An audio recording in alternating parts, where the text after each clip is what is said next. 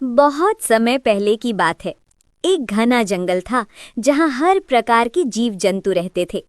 उनमें से दो दोस्त बहुत प्रसिद्ध थे, लोमड़ी और सारस।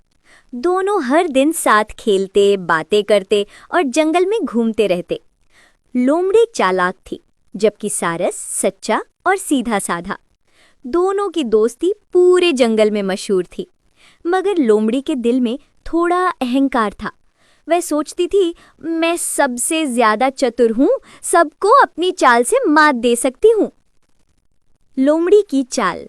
एक दिन लोमड़ी ने सोचा, क्यों ना अपने दोस्त सारस की परीक्षा ली जाए।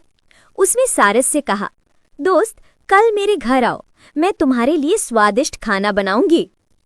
सारस बहुत खुश हुआ। अगले दिन वो लंबी चोंच उठाए फुदकते हुए लोमड़ी के घर पहुंचा।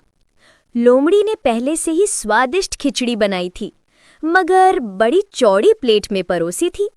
खिचड़ी की खुशबू से सारस का मन ललचा उठा, पर जैसे ही उसने अपनी लंबी चोंच प्लेट में डाली, खिचड़ी फैल जाती और चोंच में कुछ ना आता। वहीं लोमड़ी अपनी जीभ से चाट चाट कर मजे से पूरी खिचड़ी खा गई। सारस ने शर्माते हुए कहा, दोस्त, खाना तो बहुत स्वादिष्ट था, पर मैं खा नहीं पाया। लोमड़ी मुस्कुराई और बोली, अरे खाना तो सामने था, अब तुम्हारी चोंच लंबी है तो मैं क्या करूं? सारस को बहुत बुरा लगा, लेकिन उसने कुछ नहीं कहा, बस मुस्कुराकर बोला, कोई बात नहीं लोमड़ी बहन, अगली बार तुम मेरे घर आना, मैं तुम्हें दावत दूंगा। सारस की बुद्धि मानी। अगले दिन लोमड़ी बड़े गर्व से सारस के घर पहुंची। सारस ने भी बहुत स्वादिष्ट सूप बनाया, पर उसे लंबे और पतले मटके में डाला। लोमड़ी ने जैसे ही मुंह डाला, उसका मुंह मटके में अटक गया। वह चाटने की कोशिश करती रही, पर सूप मुंह तक नहीं पहुंचा। दूसरी ओर सारस अपनी लंबी चोंच से मजे से सूप पीता रहा। लोमड़ी को अब अपनी गलती का एहसास हुआ। उसने शर्म से सिर झुका लिया।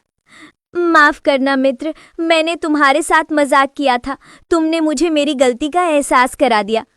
सारस मुस्कुराया, मित्रता में चाल नहीं, सच्चाई होनी चाहिए। दोनों ने एक दूसरे को गले लगाया और फिर कभी एक दूसरे से छल न करने की कसम खाई। कहानी की सीख, जैसा करोगे वैसा भरोगे।